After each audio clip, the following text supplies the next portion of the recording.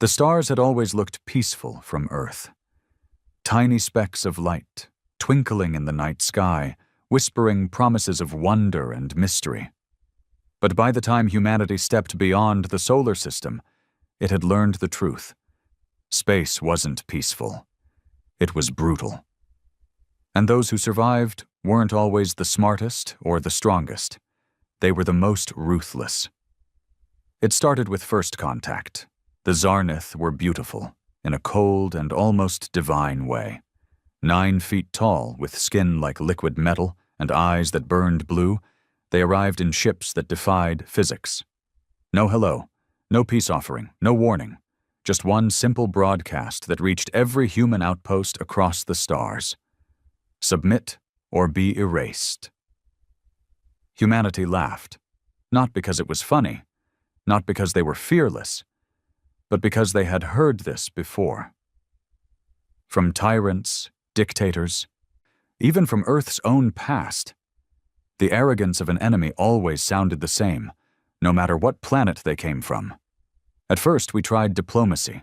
Earth's council sent ships with white banners, scientists with translation devices, ambassadors with words like cooperation and understanding. The Zarnith destroyed those ships mid-transmission. No survivors, no debris, just empty space where hope used to be. That's when humanity changed. The colonies that once bickered over resources united overnight. Earth, Mars, Titan, Europa, they stopped being separate nations and became a single war machine.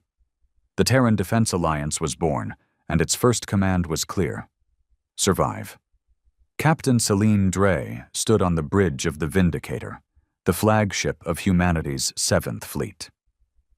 She'd grown up watching the stars from a rusted dome on the Martian frontier, dreaming of exploration.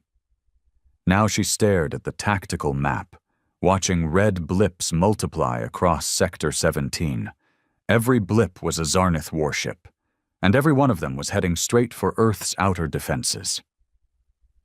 "They're testing our line," she muttered, eyes narrowing, looking for a weakness.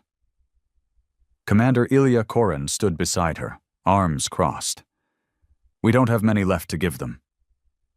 Celine didn't answer. She didn't need to. Everyone on that bridge knew the truth. Humanity had already lost 6 colonies, over 700 million dead, and the Zarnith hadn't even deployed their ground forces yet. But humans had something the Zarnith didn't understand, something ancient and terrifying. They had spite. When the Zarnith glassed the colony on Vesta Prime, humanity didn't retreat. They sent drones carrying weaponized viruses into Zarnith soil worlds. When the Zarnith crushed Earth's orbital stations, humans hacked their language and turned it into a weapon, broadcasting a sound frequency that drove their infants insane.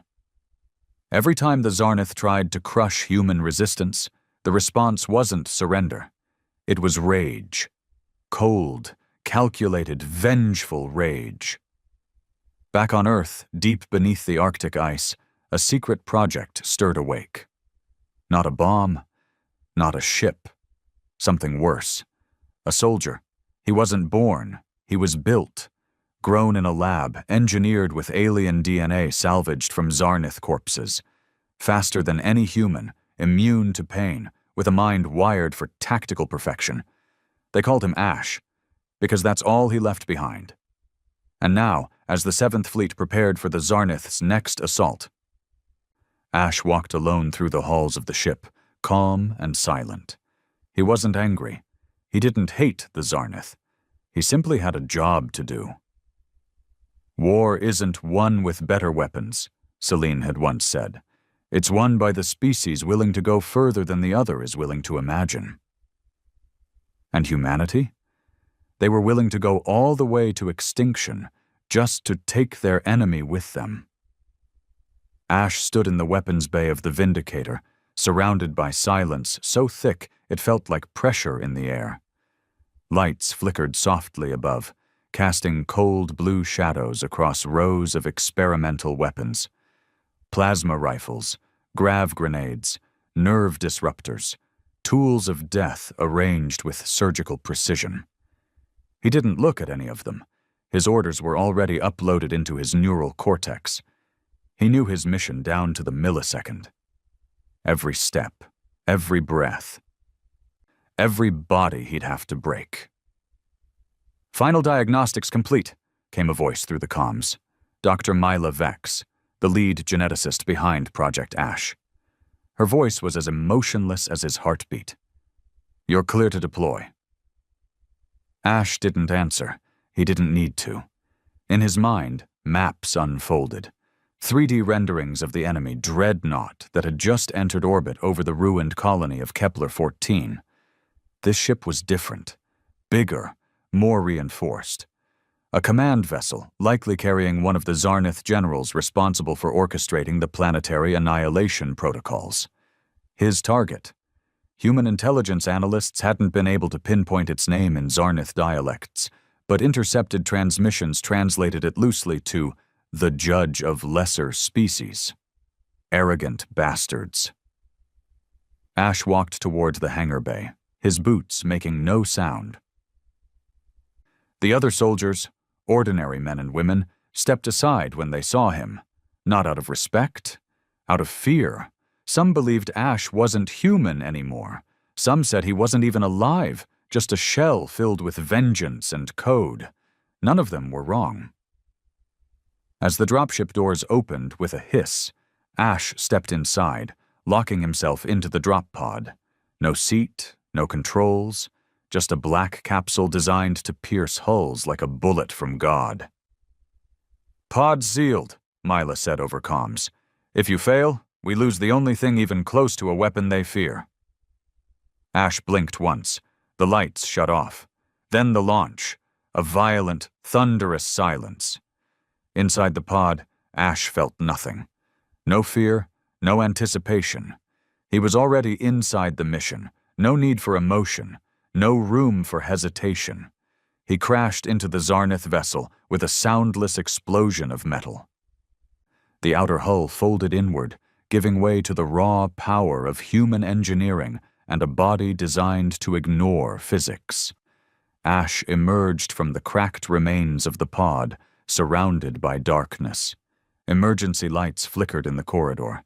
The Zarnith didn't use traditional tech. Everything looked organic, alive. Walls pulsed faintly.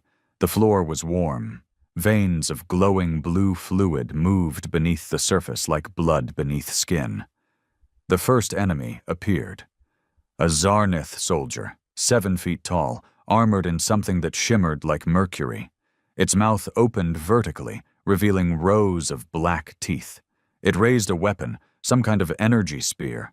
Too slow. Ash moved.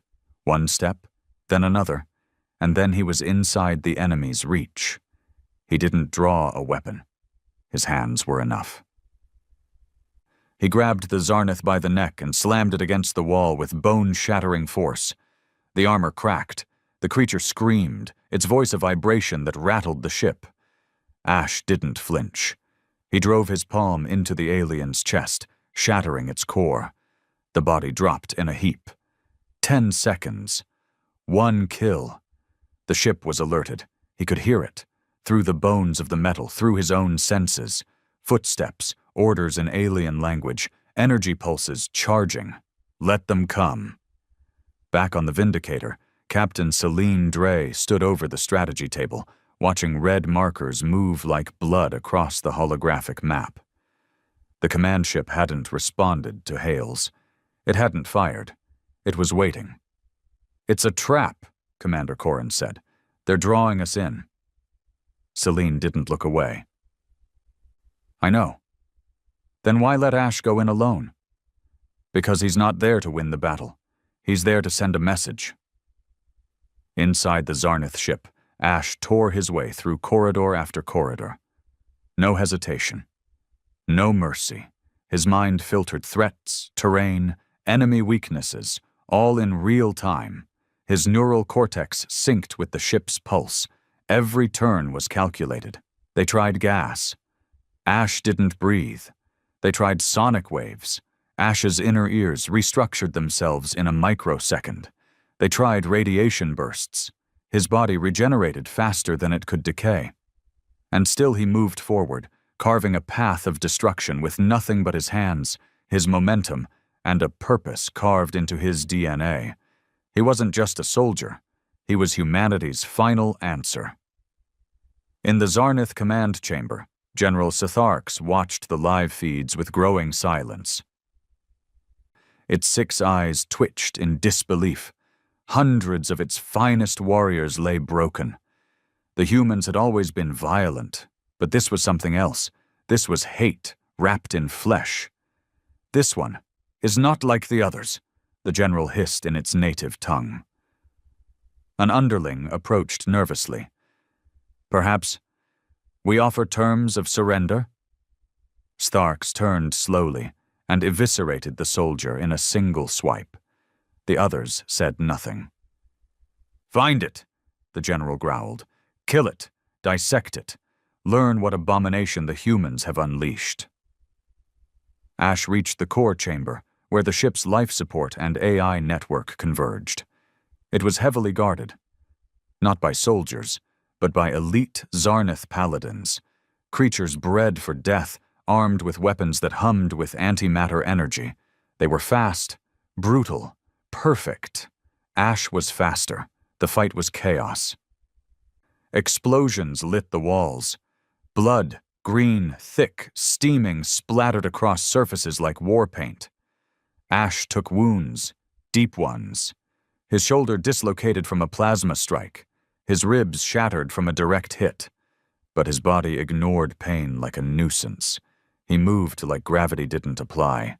He kicked one paladin through the ceiling, ducked a blade and twisted the wielder's arm until the bone burst through skin. They overwhelmed him once, pinned him to the floor, stabbed him with a barbed spike designed to disrupt cellular cohesion. Ash roared, not in pain, but in fury. He ripped the spike out of his abdomen and drove it through the attacker's eye. Seconds later, he stood alone, drenched in alien fluids, surrounded by corpses. He looked at the core's central pillar, a throbbing mass of crystalline nerve tissue. He pressed his hand against it. "Package delivered," he whispered. From orbit, the Vindicator received the signal. "Triggering virus in 3, 2, 1. The Zarnith ship trembled. Every system began to fail. The lights dimmed. Life support reversed itself. Oxygen scrubbers shut down. AI firewalls melted under human-coded malware. Ash had uploaded a custom viral weapon, engineered in secret on Earth, something that mimicked Zarnith tech signatures before rewriting them, replacing instinctive protocols with self-destructive commands. Within minutes, the ship began to eat itself. Ash walked through collapsing corridors, fire chasing his footsteps, screams echoing behind him. He didn't hurry. He didn't need to. He reached the extraction bay, where a human stealth pod hovered, its hatch open like a silent invitation. Inside the command chamber, General Sitharks gasped for air as the ship collapsed around him. Fires licked the walls. His skin bubbled from oxygen reversal. Just before the command center imploded, he received one final message from the Terran Defense Alliance. Just 6 words. "This is your only warning." Back on the Vindicator, Ash stepped out of the pod, wounded but alive. Dr. Myla Vex met him with a scan drone. "Vitals stable, 14% system damage, regeneration already engaged." Ash didn't speak. He didn't need to. Celine arrived seconds later. She studied him. His torn suit, bloodied hands, unreadable expression. "Was the general aboard?" Ash nodded once. "And the ship?" "Gone." Celine turned to the bridge crew. "Send the message to every fleet. Make sure the Zarnith hear it loud and clear." Within hours, footage of the burning command vessel was broadcast across the galaxy. Zarnith colonies received it. So did neutral systems, black market smugglers, and every other species that once doubted humanity's resolve. The message was clear. Humanity wasn't fighting to survive. They were fighting to erase the last species that challenged them, and if the galaxy didn't take the warning seriously, they'd be next. The Zarnith didn't retreat. They never did. Not because they were brave, but because they didn't believe they could lose. Their culture was built on the foundation that lesser species existed to serve, to obey, or to die. The idea that humanity, a chaotic, self-destructive, emotionally unstable race, could bring them to their knees was not just unacceptable. It was impossible. Until now. Until the judge of lesser species was reduced to glowing fragments orbiting the burnt shell of Kepler-14. Until the creature humanity called Ash walked through a Zarnith flagship like a ghost through mist, untouchable, unstoppable, and terrifying. The Zarnith High Circle gathered on their homeworld, deep within the obsidian chambers of Kelzur, the seat of power for their empire. It was a place untouched by war for nearly 3,000 cycles. A place where arrogant peace had festered into blind complacency. But now even Kelzur trembled. "They have created a weapon," hissed High Speaker Valor. His voice was low, guttural, strained through his triple tongues. A monstrosity that walks like a man but bleeds like a machine. "They desecrate genetics with abomination," another snarled, "using our DNA, mixing it with their filth." "They desecrate war," a third whispered. "They do not seek victory. They seek annihilation." There was a silence, the kind that made the bones ache. Then Supreme Strategist Nurvak spoke. His voice was calm, cold. "And we will answer them in kind." Back on Earth, deep inside the Arctic facility codenamed Golgotha, Dr. Mila Vex stared at Ash through reinforced glass. He was submerged in a vat of translucent blue regenerative fluid. Limbs outstretched, wounds closing. It wasn't the damage that worried her. Ash healed. That was never the issue. It was his mind, or what remained of it. His brain didn't work like a normal human's anymore. It had been restructured by nanofibers and synthetic impulse bridges optimized for combat awareness. But lately, she'd noticed something. Flickers. Flickers of thought. Independent choices. Memories not programmed into him. He was evolving. Commander Celine Dre walked into the observation chamber, hands behind her back, eyes fixed on the floating weapon. "Status? He'll be operational in 22 hours, Mila said. "Tissue region is at 86%, neural sync stable, but what?" "He spoke in his sleep last night." Celine frowned. "Ash doesn't sleep." "I know," Mila said quietly, "but something inside him was dreaming, and he kept repeating one word." Celine waited. Mila leaned closer to the glass, as if worried Ash could hear. He said, "Home." Celine didn't respond right away. Then she turned, her voice quiet but firm. "The next battle's already coming. We don't have time to worry about what he's becoming." "Maybe we should," Mila whispered. "Maybe we created something we can't control." Celine stared at the floating figure. "We didn't create him to control him. We created him to end them." Ash emerged from the Regan tank 20 hours later. No visible injuries, heart rate steady, muscles coiled like steel beneath flesh. And something else. He looked around the room as if he didn't recognize it. Not confusion. Awareness, like a dreamer realizing he was still dreaming. He dressed in silence, donning a fresh suit of armor. Lighter, stronger, fused with adaptive plating that changed density based on kinetic pressure. Selena entered as he was checking the magnetic locks on his gauntlets. "We got something," she said. He didn't look at her. "Where?" "Galador Rift. Civilian relay station intercepted a signal. Zarnith distress call. Cut off mid-transmission." Ash flexed his fingers, the joints clicking softly. Hostiles? She nodded. A full nest. But here's the strange part. They weren't attacking. His head tilted, slightly. They were evacuating, Celine said, from something bigger, something they won't talk about. Ash turned to her then, eyes glowing faintly with the neural interface sync. Drop me in. The Galador rift was a black scar in space, a stretch of dark matter so dense it pulled sound from comms and light from stars. It was the kind of place humans avoided unless they were running, hiding, or hunting something worse.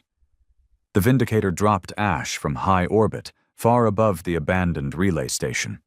He landed silently on its roof, crouched like a predator. The station was derelict, airlock breached, solar panels shredded, blood on the walls. But no bodies. Inside, it was worse. Claw marks along the walls, scorch marks. Zarnith armor pieces melted into the floor, the smell of something ancient. He moved down into the lower levels, scanning. Then he heard it. A whisper. Not sound, not voice. Something deeper, like a thought he didn't think himself. Ash? He froze. Ash, report. Celine's voice crackled through his comm. Something's here, he said quietly. Not Zarnith. Back on the Vindicator, Celine and Mila exchanged a glance. What do you mean, not Zarnith? Mila asked. Ash descended into the final sublevel. The walls were coated in black resin, pulsing. Organic, but not like the Zarnith ships. This was older, hungrier.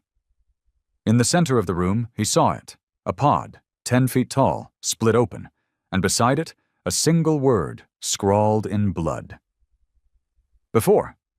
Ash stared at the word for several long seconds. Then the whisper returned. You are like us, but not enough. The air turned cold. From the shadows, something stepped forward. Not Zarnith, not human. It had no face, no eyes, a shimmer of shadows that moved like liquid thought. Ash drew his weapon. The creature didn't flinch. We were the first, it said. We challenged them. We lost, but we were not erased. We became what they fear in the dark. Ash fired. The creature vanished, but his body shuddered, like a frequency had entered his bones, like a voice had been planted. He staggered back up the corridor, instincts firing. Whatever that thing was, it wasn't meant to be seen.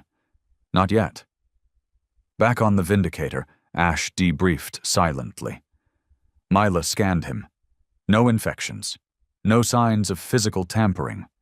But his neural patterns were different. Something changed in there, she said. I saw what comes next, Ash replied. Celine frowned. What do you mean? It's not just us and the Zarnith anymore. He turned toward them, voice low. There's something older, something buried, and the Zarnith woke it up trying to beat us. Mila's face paled. Celine stepped forward. What do you want us to do? Ash didn't hesitate. Tell Earth to prepare. The war with the Zarnith is ending. He looked out the viewport at the black streak of the Galador rift.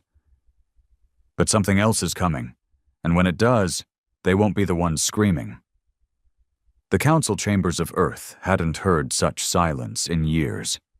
Since the start of the war with the Zarnith, the global government and the Terran Defense Alliance had operated in a state of constant noise, orders, updates, casualties, and vengeance.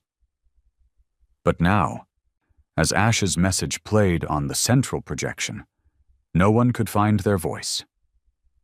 Something older, something buried, and the Zarnith woke it up. It wasn't the words themselves that froze the blood of every general, scientist, and diplomat in the room. It was the look in Ash's eyes when he said it. Not fear, not confusion, recognition. Celine Drey stood beside the projection, arms folded, eyes sweeping the room. She'd been a soldier most of her life. She'd fought insurgents in the rings of Saturn, pirates on Jupiter's moons, Zarnith in deep space. She'd never seen the Council this shaken. "The Zarnith lost control of something in the Galador Rift," she said, her voice sharp enough to cut steel. "Something not part of our war, not part of any war we've fought." Councillor Toma Reyes leaned forward, palms pressed together. "You're saying we're now fighting on two fronts?" "No," Celine replied. "We're finishing one war and stepping into something else, something worse." Councillor Yang's face was stone. "And you believe Ash? He was created to kill, not analyze ancient threats." "He's not just a weapon anymore," Dr. Milavec said from the other end of the chamber. "He's evolving. His brain, his instincts, they're adapting faster than anything we've ever seen. He's sensing things before our tech can even register them. That thing he encountered, it left a signature inside him, not just biological, cognitive." "What kind of signature?" Reyes asked. "Like a whisper that won't stop echoing," Mila said quietly. "A voice that wasn't his, but now won't leave him." Ash stood alone on the outer deck of the Vindicator, a vast metal platform exposed to the stars, protected only by an atmospheric shield. The cold void of space spread before him, silent and indifferent. In his mind, the word pulsed again. Before, the creature hadn't attacked. It could have. It hadn't even moved to threaten him. It had only spoken. But somehow that was worse. He felt the way it had looked at him, though it had no eyes. Not as prey, not even as a threat, as potential. He clenched his fists, not out of fear, but confusion, a feeling he wasn't supposed to have. Celine approached from behind, silent as ever. She didn't need to announce herself. He always knew where she was. "We've analyzed the blood markings," she said, "the ones that said before." He didn't answer. She stepped beside him. "It's not a Zarnith word. It's older than them." Ash looked at her then, his voice flat. "How old?" "Pre-galactic era. Before modern languages, before species had recorded history, just myths." "Not myths anymore," he said. Celine nodded, lips tight. "We're calling them precursor echoes for now. There are records, bits and fragments, old ship logs from extinct civilizations. They all mention the same thing, a silence that screams." Ash turned back towards the stars. "I heard it. Then you're the only one who's ever come back from it." Meanwhile, far beyond human territory, the Zarnith were dying. Not in battle, not in glory, in terror. Entire fleets vanished within dead zones. Scout ships returned with their crews driven mad, screaming in alien tongues, eyes burned out, spines twisted into impossible shapes. Colonies shut off their own life support rather than be taken. General Carthal stood before a wall of screens, watching the collapse of his empire in real time. Every transmission ended in static or blood. "This is not humanity," he growled. "This is something else." His second-in-command, Shutrok, barely lifted its head. "We awoke the old ones, my lord. We dug too deep into their prison." "They are myths," Carthal spat. "Stories to keep larvae from wandering into deep space." "Then the myths are real," Shutrok whispered, "and they have remembered us." Carthal clenched his lower jaws. What do the humans know? "They sent one of their abominations into the rift. It lived." Carthal's eyes narrowed. "Then they know more than we do." Back on the Vindicator, Ash sat in isolation. His chamber was soundproof, light-proof, sealed from all external input. It was where he went when his mind became too loud. He wasn't supposed to dream. But lately, he did. He saw stars bleeding, ships breaking, voices crying, a planet black as obsidian, surrounded by rings made of teeth, and in the middle of it all, a throne made from the bones of creatures no language could describe. And something sat on that throne, watching, waiting. He awoke without gasping. He never gasped. He just opened his eyes and whispered, "They're not coming." He stood, walked to the mirror, and stared at his reflection. "They're already here." An emergency alert pulled him from the room. The Vindicator had intercepted a Zarnith vessel drifting near Saturn. No weapons drawn, no shields up, just floating, half destroyed, with one life sign aboard. Ash was already in the drop pod before the crew finished prepping it. Celine tried to stop him. "We don't know what's inside." "I do," he said. The ship's interior was a graveyard. Zarnith corpses lined the halls. Not torn apart, not shot, just dead. Drained, their skin aged, their eyes melted, their bones collapsed inward like the universe had swallowed them from inside. In the command chamber, he found the last survivor, a general, Carthal.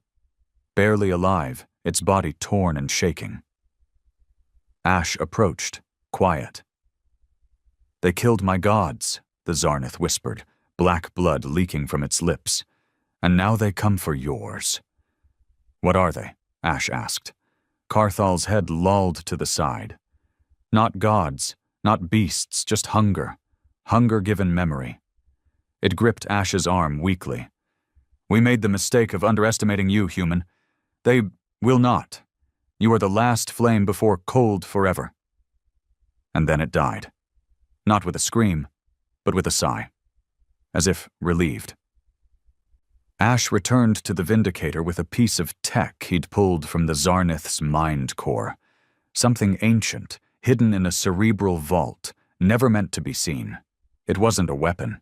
It was a map, a star chart that led to a system with no name, no designation, just coordinates lost in the void between galaxies. Celine stared at it. "What is it?" Ash answered without hesitation. "Their prison." Mila paled. "You want to go there?" Ash nodded. "It's the only way to know what's coming." Celine stepped forward, voice low. "And if we go, and we don't come back?" Ash stared through her. "Then humanity fights in the dark." The Council approved the mission in less than an hour. It wasn't a choice. It was a necessity. Earth began mass evacuations of outer colonies. The Terran fleets rerouted supply lines to fortify the core systems. Scientists scrambled to decode ancient transmissions buried in long-dead star systems, and the Vindicator turned its engines toward the edge of known space, toward the cold, toward before. As the stars warped around them, Ash stood alone in the observation bay, watching the universe blur. Celine joined him, arms crossed. "You ever scared?" He didn't answer. She looked at him, softer this time. "You feel anything anymore?" Ash didn't look at her. "I feel close." "Close to what?" His eyes flicked toward the stars. "To the end of pretending." She frowned. "Pretending what?" "That we're still the apex predators." Far beyond the Vindicator's path, on a world made of silence and ash, something awoke. It had no shape, no form, just hunger. It turned its gaze toward the stars. The Vindicator sliced through deep space like a whisper through silence, past the last charted stars, past the dying glow of ancient suns, into a place where no light remained. The void ahead was not just dark. It was hungry. The ship's hull groaned softly, its systems running tighter than ever, each scan returning the same answer. Nothing. And yet the crew could all feel it. Something was watching. Commander Celine Dre stood in the command center, watching the main screen. No stars, no planets, just the thick soup of intergalactic space, where gravity had no business and time itself felt slower. She hated it here. Everyone did. "Ash?" she asked into comms. "Anything?" There was a pause. Then his voice came through. "Not yet." Ash was in the deepest layer of the ship, a sealed chamber with direct psychic shielding, monitored by 12 failsafes and guarded by a full squad even though everyone knew it wouldn't make a difference. He wasn't meditating. Ash didn't meditate. He was listening. Ever since Galador Rift, he'd started to feel a presence he couldn't shake. It didn't speak, not exactly. It moved. In his thoughts, in his instincts. Sometimes it pushed memories into his mind that weren't his. Images of alien suns, of cities the size of planets, of extinction happening in total silence. Before, it wasn't a name, it wasn't even a warning. It was a reminder, something older than language whispering in the dark corners of his reconstructed mind. Now, as the ship crept closer to the unmarked system from the Zarnith star map, Ash felt it getting louder. The silence wasn't quiet anymore. It had shape, form, weight. He stood and moved to the chamber's interface. "Dre," he said, "we're here." The ship slowed as it entered the boundary of the uncharted system. The scanners almost missed it. It didn't appear at first, as if the system refused to be known. Then suddenly it was there. One star, one planet, no moons, no orbiting debris, no asteroid belts, just a world that looked more like a wound than a place. The planet was black, not just surface dark, but lightless. No atmosphere, no water, no movement, but something about it bent space wrong. Ships drifted slightly toward it, even when propulsion was neutral. Myla Vex stared at the readings. "This shouldn't exist," she said. "It's absorbing every spectrum, not reflecting, not distorting, eating." Ash stood beside her, silent. "It's not a planet," he said. Selena turned. "Then what is it?" He paused, then looked at her. A memory. The dropship descended through thick nothingness. It wasn't fog or cloud. It was the atmosphere refusing to participate in existence. As they breached the upper layer, the crew saw the surface for the first time. It wasn't rock, it was bone. Miles of it. A planetary crust formed from the compressed remains of creatures far too large to ever fit in the known universe. Skulls the size of cities. Rib cages arched like mountains. Entire spines that curved across horizons like broken highways. Myla whispered, "This was a graveyard." Ash shook his head. "No, this was a war." They landed near a protrusion, tall, jagged, blackened by time, but still pulsing faintly beneath the bone surface.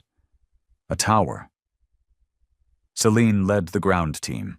Ash walked ahead, no hesitation in his step. He could feel the pull now. The whispers growing clearer, not words, emotions, intent. He wasn't afraid. He was expected. The tower had no doors, no walls even. It was like walking into a vertical wound in reality. As they stepped inside, space folded. Gravity shifted. The interior was larger than the planet could support. Infinite blackness stretched into massive archways, glowing runes written in a language no species had ever recorded, but that every single crew member somehow understood. Myla's voice trembled. "I know what this says." Celine looked at her. "How?" "I don't know, I just do." "What does it say?" Myla turned toward the wall. "We fed on gods, then became the hunger they feared." Deeper inside the tower, they found the core chamber. It wasn't a throne room. It wasn't a control center. It was a coffin.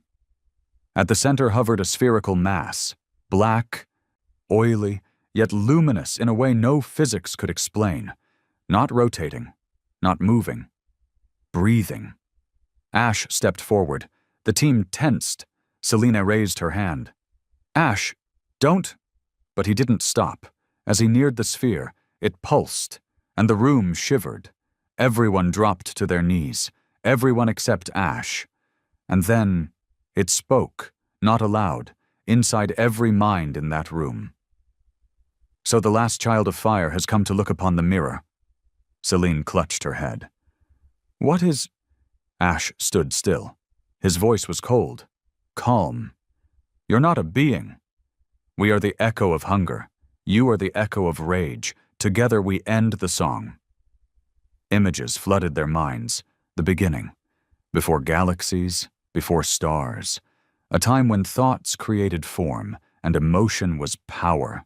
A species, or maybe a force, that devoured realities not from malice but instinct. They didn't want to rule. They didn't want to conquer. They wanted to end the need for wanting. The Zarnath had found fragments of this force and tried to use it, tried to bend it to win their war. But they had no idea what they'd awakened. Because this thing didn't hate, it didn't love, it simply ended. Ash took one more step forward. What do you want? He asked. You already know. Ash's voice dropped. Humanity. You are the last fire, the only thing left burning. You rage because you must, but all flames go out.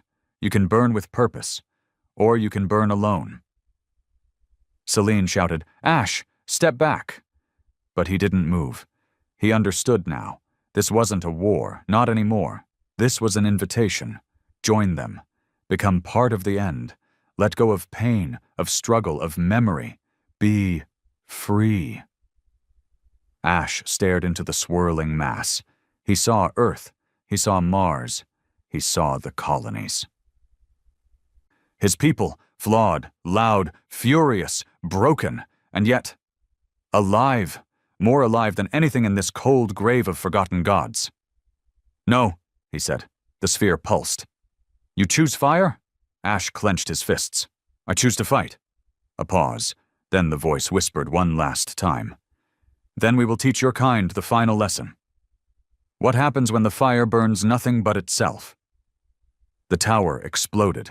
Not with fire. Not with light. With memory. The team was ejected violently, their dropship yanked back into orbit by Ash's emergency beacon. Systems failed, navigation scrambled, even time fractured for 2 whole minutes. And when they looked back, the planet was gone. Not destroyed, erased. In the debrief room, Mila wept.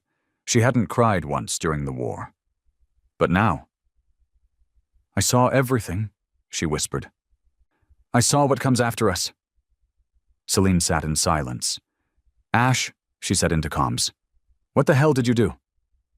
Ash stood alone in the medbay, eyes locked on a screen showing Earth. I told them no. Across the stars, the Zarnath watched the same signal. A transmission from the humans. A single image. Ash, standing on the bones of forgotten titans facing the void. And beneath it, one sentence. You are no longer our war. But the true war hadn't started yet. Because the before was no longer waiting. It was moving, and it was hungry. The stars themselves began to go dark. Not figuratively, literally. From the edges of the known galaxy inward, astrophysicists across the Terran systems began noticing anomalies in the constellations. Bright stars, beacons used for millennia for navigation, were simply vanishing, one by one. No supernovae. No collapses, just black silence. On Jupiter Station, a team of AI-assisted observers tracked a trail of these disappearances. When they mapped them, the result was undeniable. It was a line, a path, and it was heading directly toward Earth. Ash didn't need a telescope to know what was coming. He stood once again in the core of the Vindicator, armor sealed, neural link active, heartbeat slow and steady. The ancient whisper still echoed faintly in his head. But it was quieter now, more distant. As if the thing that once spoke to him had finally turned its attention elsewhere, or worse, toward everything else. Celine burst into the chamber, face pale, datapad trembling in her hand. "They're not just moving toward us," she said. "They're pulling space behind them, gravitational drag, like a planetary engine the size of a system. It's warping time in its wake." Ash nodded once. "So it begins." She looked at him, furious. "You said no. You defied whatever that thing was. Why is it still coming?" Ash turned, his voice like steel. "Because that's its nature. It doesn't need a reason. It was never about choice. It was about witnessing. Now it wants everyone to watch what happens to us." Celine threw the pad to the floor. "Then what the hell do we do?" Ash didn't blink. "We fight." Earth's Global Council initiated the Aegis Protocol, the final wartime directive reserved for existential threats. Every ship was recalled, every colony abandoned, every fleet converged toward the Sol system. Old enemies became allies. The fractured remnants of the Zarnith Empire limped into human space, their surviving leaders offering ships, data, even warriors in exchange for sanctuary. The offer wasn't discussed. It was accepted. This was no longer a species war. This was survival. In orbit above Earth, the combined human Zarnith command fleet assembled like a shield made of bones and blood. Massive carriers, stealth bombers, AI-piloted dreadnoughts, plasma rams, and even the banned weapon platforms from the Orion Accords, all brought out of retirement. If humanity was going to die, they were going to take something with them. Ash stood aboard the Vindicator, now upgraded with every piece of dark tech the Zarnith had once hoarded. A hybrid warship, a symbol of desperation and genius. Mila stood across from him, her eyes red with exhaustion and fear. "I analyzed the core memory you brought back," she said. "From the Black Planet. I thought maybe I could use it to build something. A defense. A weapon," Ash finished. She nodded slowly. "But it's not a weapon," she whispered. "It's a mirror. It doesn't destroy matter. It erases meaning. It collapses identity. It doesn't kill. It forgets." Ash said nothing. "I built a counterwave," she said. "It's unfinished, untested, but it might give us a chance, if you can get close enough to the source." Ash looked at the device. It was no bigger than a suitcase. Matte black. No lights, no sounds, just a silent threat. "When?" he asked. Mila's lips trembled. "You'll know." 3 days later, the first precursor echo arrived. No alarms went off. It simply appeared, on the edge of Neptune's orbit, not a ship, not a being, a shape, shifting, breathing, bigger than any planet, not made of metal or matter, but memory, emotion sculpted into horror. The first wave of Terran ships engaged within minutes. They fired everything. Nothing worked. Their weapons didn't miss, but they didn't land either, as if the thing refused to acknowledge the laws of interaction. Then the screams started. Not from the ship, not from the enemy, from the crews. Humans began convulsing in their cockpits. AI cores melted, neural links overloaded. People started speaking in voices that didn't belong to them. Some screamed for their mothers. Some wept for forgotten friends. Some laughed. None of them made it home. Ash watched it all unfold from the Vindicator's war room. He didn't flinch. He didn't mourn. He simply pointed at the approaching shadow. "I'm going in." Celine grabbed his arm. "You won't come back." Ash looked her in the eyes. "I was never supposed to." The stealth pod launched into the darkness. Its skin was coated with memory camouflage tech, a fusion of human and Zarnith science, not invisible to light, invisible to attention. The shadow didn't react. Not at first. Ash moved closer. The silence was deeper now. It wasn't absence of sound. It was the suffocation of thought. His mind struggled to stay together. His memories shifted. Faces from his childhood flashed, altered. People he never met whispered in his ear. The shadow saw him. and welcomed him in. Inside the entity, if it could be called that, wasn't space, it was experience. He saw civilizations that had never existed. He lived lives he'd never known. He became both victim and monster, love and genocide, triumph and collapse. Every step forward was a test. And then he found the heart, a pulsing mass of ideas, screaming, laughing, praying, billions of voices, all caught in a loop of the last emotion they'd felt before the shadow consumed them. Ash floated toward it, the suitcase-sized device clutched to his chest. His body ached. His thoughts split. He could feel his will breaking. But then he heard something. Not the echo. Not the creature. His own voice. The one that had once screamed at a Zarnith warlord as a child when his family was slaughtered. The one that had whispered through his lips when he volunteered for Project Ash. The one that had told a forgotten god, "No." And that voice pushed him forward. He activated the device. It didn't explode. It sang, a pure note, one word. Remember. The scream that followed shook the stars. Not just Earth, not just the system, the galaxy. Ships on the outer rim registered it as a seismic psychic pulse. Planets with no name cracked in half. Stars flared as if choking. And then, silence. Real silence. Back on Earth, Mila collapsed at her console. Blood ran from her nose, her ears, but she smiled. He did it. Celine stood on the Vindicator, staring at the now clear skies around Earth. No shadow, no echo, just starlight. "Where is he?" she asked. No one answered. Ash floated in nothing. Not space, not void. A place in between. His body burned, not from pain, from being. He had shown the echo something it had never felt. Regret. And it ran. Because even hunger fears pain. And memory? Memory is the only thing stronger than oblivion. He didn't expect to wake up, but he did. On a table, surrounded by light. Celine sat beside him, quiet. He blinked. "Did we win?" She nodded. "Enough." He turned his head. "How many?" Her eyes darkened. "Too many." Ash looked at the ceiling. "What now?"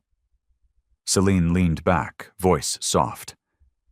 "Now we live." Across the galaxy, species that once watched humans with curiosity or contempt now built shrines to their names. Even the Zarnith, now leaderless and broken, whispered a new title among their kind. The fire that burned back. And somewhere, in a corner of space where even gods forgot to look, something growled. Not in hunger, not in rage, in fear, because it remembered the one species that didn't kneel, didn't run, didn't beg. The species that said, "We are humanity, and we do not go quietly." Peace had returned to Earth, but it came with the scent of ash. The skies above the planet were crowded with wreckage. Not of enemies, but of the countless ships that had fought to protect humanity's last stand. Wrecked cruisers floated in silent orbit like tombstones.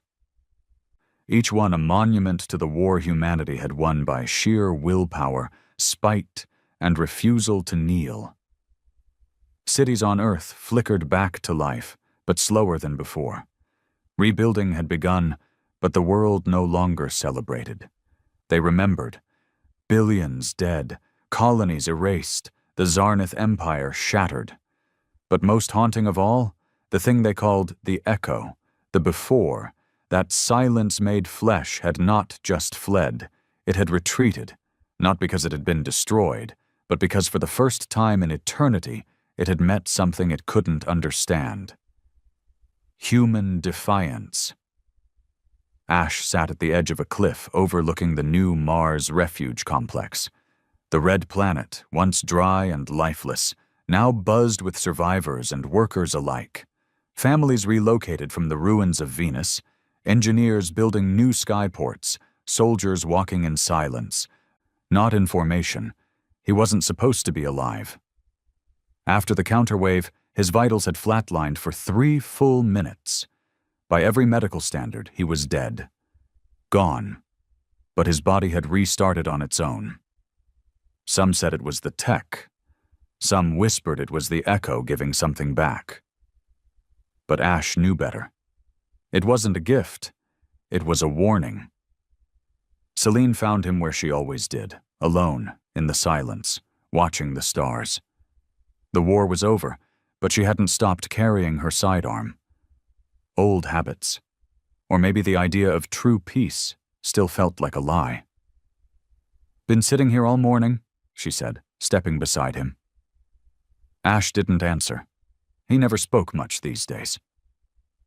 Celine sat down beside him, pulling a flask from her jacket. "You know what's funny?" she said. "I don't even like Mars. Never did. Too red, too dry. But now, it feels like the only place left that isn't screaming." Ash looked at her. Just a glance, not with judgment, with agreement. "I talked to the council yesterday," she continued. "They want to build a monument. You know, the usual. Big statue, standing on a pile of alien skulls or some heroic pose." He said nothing. She chuckled. "I told them you'd hate that." Still silence. She sighed, then offered the flask. He took it. Didn't drink. "I dream sometimes," she said softly. "Still see it. The thing, that black mass, the way it looked through us." Ash finally spoke. "It never looked." She blinked. "What?" He turned his eyes to the horizon. "It didn't look, it listened." Celine's stomach turned. To what? To everything we forgot. Back on Earth, in a classified black site beneath the Atlantic Trench, Dr. Myla Vex was staring at something impossible, a data crystal, left behind by the device Ash had used to activate the counterwave. It shouldn't exist. No tech had been designed to store memory from the echo. But here it was, and it was growing. The crystal expanded by a micrometer each day, not geometrically, organically, like it was remembering something it hadn't finished dreaming. Worse, every time a scientist touched it, they forgot something. Names, faces, sometimes entire languages. It wasn't an object, it was a whole, a silence in solid form. And it was humming. Ash was summoned again weeks later, not by military order, by signal. It came from beyond Neptune's orbit, a flicker of something familiar, a psychic signature. It wasn't hostile, but it was calling his name. Literally. Ash. Just that. Over and over. Celine didn't want him to go. She'd fought too hard to bring him back. "Let someone else go," she said, gripping the handle of her sidearm. He shook his head. "It's not calling them. You don't even know what it is. I don't need to." He boarded a recon-class vessel alone. No weapons crew, no escort, just him and the hum of an engine trailing into silence. The location was desolate, empty, the far reaches of the Sol system near the Oort cloud, a region of drifting ice, debris, and secrets, and in the center of it, a vessel, not human, not Zarnith, something else, something old. Ash docked without resistance. The ship was dead, but not in the way machines die, dead like a memory fading. Inside were no bodies, no lights, but everywhere on the walls, writing, in human language, no scripts, no devices, no translations, carved. Handwritten, as if someone had been waiting. "Ash," they said. "Welcome back." In the core of the vessel, he found a terminal. No screens, no buttons, a mirror. He stared into it, and for the first time he saw himself. Not the weapon, not the experiment, not the monster, just the man. He whispered, "What do you want from me?" The mirror replied, "Not in voice, in feeling. We do not want. We are the unwanted. You are the first who made us remember we were not always this way. You changed us." Ash's breath caught. Why me? Because you carry every wound your species ever earned, and you wear them like armor. We do not understand that. So we followed, and we listened. There was a pause. Then a final whisper. We are not finished with you. The mirror cracked. Ash turned away and left. Back on Mars, Celine received the comm first. No audio. Just one file, a new star map. At its center, a system that didn't exist on any record. And beside it, a phrase. They remember now. Humanity didn't know what to do with peace. It made people anxious, made soldiers restless, made politicians dangerous again. But Ash kept them steady, not by command, by presence.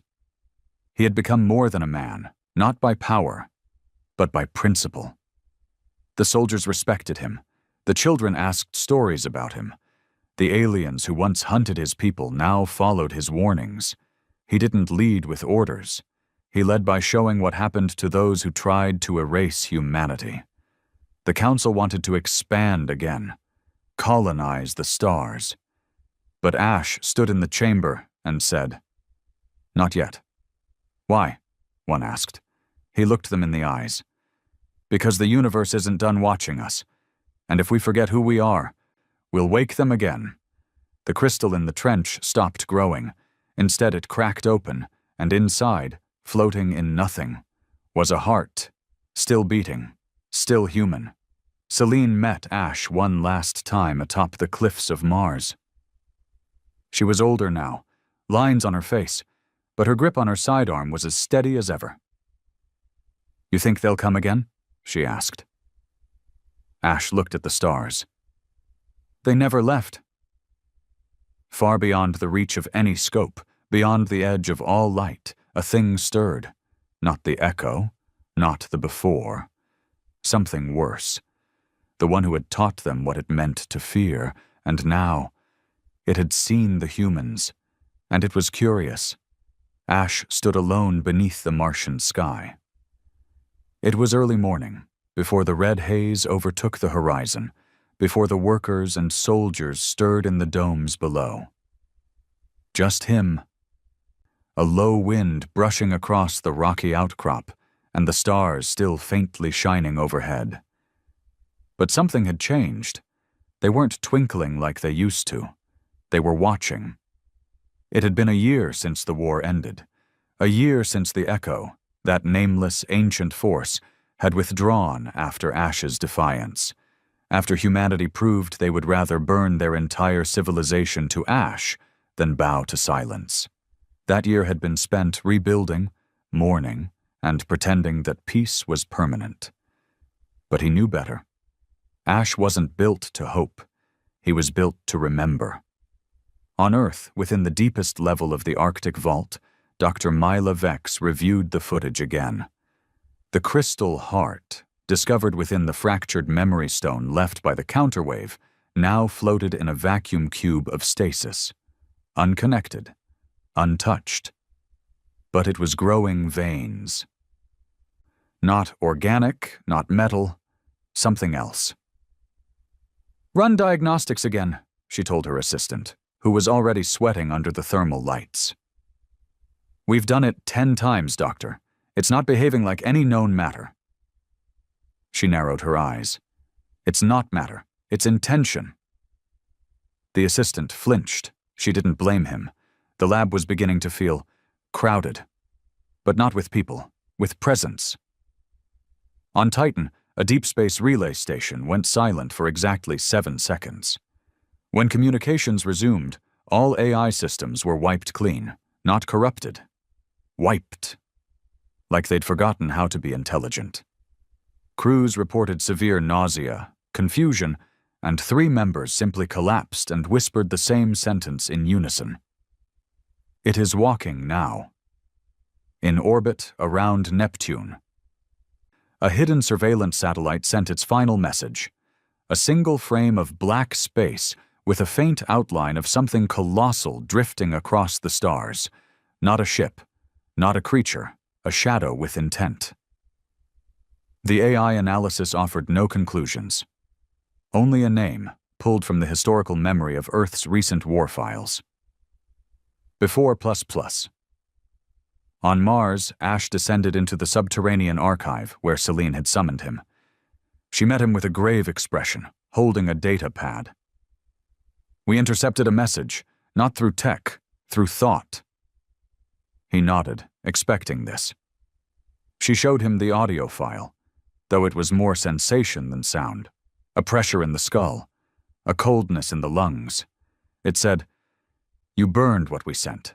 Now we send what burns us." Celine looked him in the eye. "They're not just curious anymore. They're angry." Ash nodded slowly. "Then we're still alive." The council gathered again, this time not in suits and medals, but in armor and fatigue.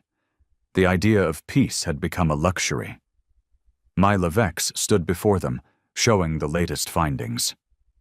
"The heart is sending pulses," she said, "but not randomly. It's echoing something." "Echoing what?" one general asked. "A pattern, repeating every 21 hours, 6 minutes, and 19 seconds. Coordinates?" Myla nodded. "Not a place, a time." The room went silent. Celine broke it. "You're saying it's pointing to something that hasn't happened yet?" Myla turned to Ash. "I'm saying we've been warned, and it's telling him when it arrives." All eyes went to him. Ash was calm. "They want me to see it happen." And then it began. Not with an explosion, not with an invasion, with forgetting. Entire cities lost all digital records. History databases returned null entries. Children stopped remembering their own names. On Luna, a whole section of the colony believed they had never left Earth. One by one, memory failed.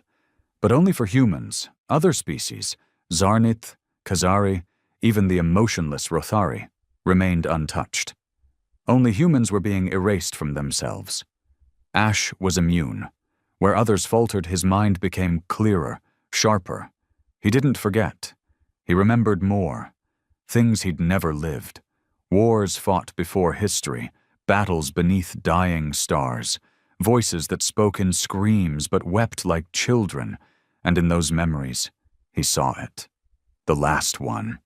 The thing the Echo had feared, the one even the Before ran from, not a god, not a creature, a concept given life, a being of consequence. He requested to speak to the council alone. No recordings, no censors, just presence. He told them everything, what he saw, what was coming, and what had to be done. At the end, no one spoke. Finally, Celine asked, "What's its name?" Ash stared ahead. "It doesn't have one." "Then how do we stop it?" He looked up. "We don't, but I can hold it long enough for you to do what comes next." The Aegis protocol was reactivated. Humanity's full fleet moved to Sol's edge, not to attack, but to stall. Time was the only currency left. Myla Vex worked with alien allies to create something never done before, a planetary memory anchor, a field generator that would preserve Earth's existence not physically, but psychically, a backup for the soul of a species. But it needed time, and Ash was going to buy it. They met one last time, Ash and Celine, on the ridge of the Martian outpost. "You don't have to go," she said. "Not alone." He looked at her with the faintest smile. "I've never been alone." She handed him something, an old military badge, faded, bent, rusted, her first command post. He took it. "I want to remember who I was," she whispered. "If I forget, make me remember." He nodded, then turned. Ash flew toward the edge of the solar system, past Pluto, beyond even the Oort cloud, into black space that had never been named. And there it waited. The thing that didn't move. Because it was movement, the eraser of consequence, the one that didn't kill, but rewrote. Ash stood on the deck of his pod, neural suit pulsing with the final neural link humanity had built for him. His body began to change, not to weapon, to idea. The same way the before had become silence. Ash became reminder, the final whisper in the dark that said, "I was here." The two forces met, and the universe shuddered, not in sound, in meaning. Ash held the thing at bay, not by power, but by identity, by anchoring every name, every death, every child, every fire, every rage humanity ever screamed into the void. He said their names, every one of them, even as the thing pressed into him, tried to unmake him. Ash held for 1 minute, then 2, then 5, until the generator on Earth activated, and light erupted, not from the sky, from memory, a storm of thought, of proof. Humanity had existed, had fought, had screamed, and would not be silenced. When the light faded, the thing was gone. Ash was gone. But Earth remembered. In the decades that followed, humanity grew again. Not as conquerors, not as prey, but as witnesses. Shrines were built to Ash not with statues, but with names. Every single name of those lost, etched into walls on every planet, every station. Celine never forgot him.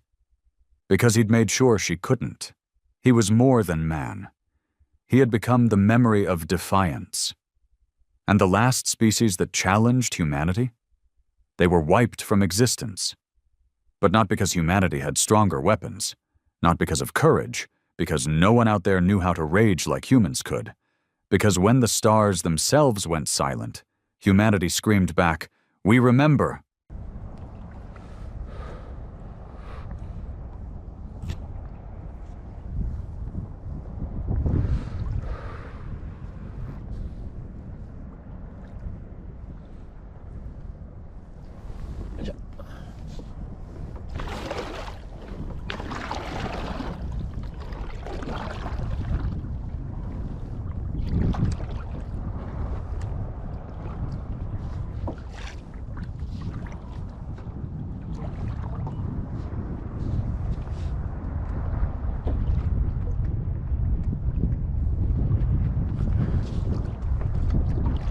風が止まないでござる。あれ？こんな今日吹く予報だったっけ？